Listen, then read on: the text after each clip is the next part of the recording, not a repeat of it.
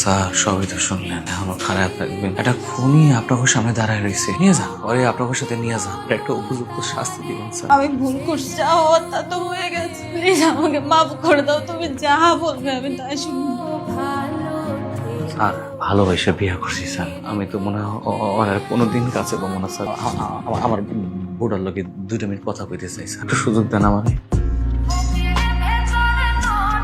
বউ, তুমি তো কি করলা? আমাকে সাজানো গোছানো সংসার, আমার পোলা কি এমন দোষ করছিল কত? তুমি তো মা, 10 মাস 10 দিন তুমি গর্ভে ধরছো, বাচ্চাটাকে বড় করছো, ওর ভবিষ্যতের জন্য আমি কত কষ্ট করছি। আমার ঠকাইতে পারলাম, তোমাদের ভালো রাখার জন্য নিজের কথা ভাবি না, তোমাদের সুখের কথা চিন্তা করে আমি এত কষ্ট করছি। আমার ভালোবাসাটা তুমি একটাবারের জন্য বুঝলা না।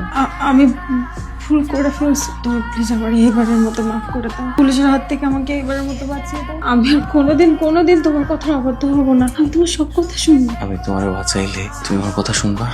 আমি তোমার অনেক ভালোবাসি। জানোয়ারের গন্ধ পাইতাছি। তুই তো মানুষ না, তুই তো জানোয়ার। জানোয়ারের পয়সা থাকার কোনো অধিকার নাই। কি বলতেছো তুমি? ওই যে শোন আমার পোলা আমারে ডাকতাছে, আমার পোলা আমারে কইতাছে আব্বা, আব্বা গো আব্বা, আমারে পাঠায় দাও আমার কাছে আব্বা।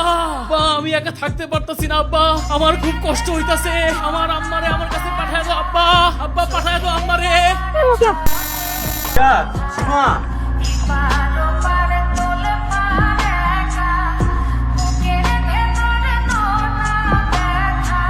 আমার কোনো দোষ না, আমার পোলা আমারে কইছে আব্বা আব্বা আমার খুব কষ্ট হয়, আমারে আমার কাছে পাঠায় দাও। আমি কি করবো? আমার তো আর কিছুই রইল না, আমার সোনার সংসার সব শেষ হয়ে গেল। বাধ্য হয়ে আমি আমার পোলার কাছে পাঠাই দিছি। থানায় নিতেন শুনানি হইতো, আমার বোর ফাঁসি হইতেও পারতো, আবার নাও হইতে পারতো, কোনো গ্যারান্টি নাই। আমার পোলা যে খুন হয়েছে তারা তো শান্তি পাইতো না। আমি তো আমার একটা দায়িত্ব আছে না, আমি সেই দায়িত্ব পালন করছি, ভালো করছি না।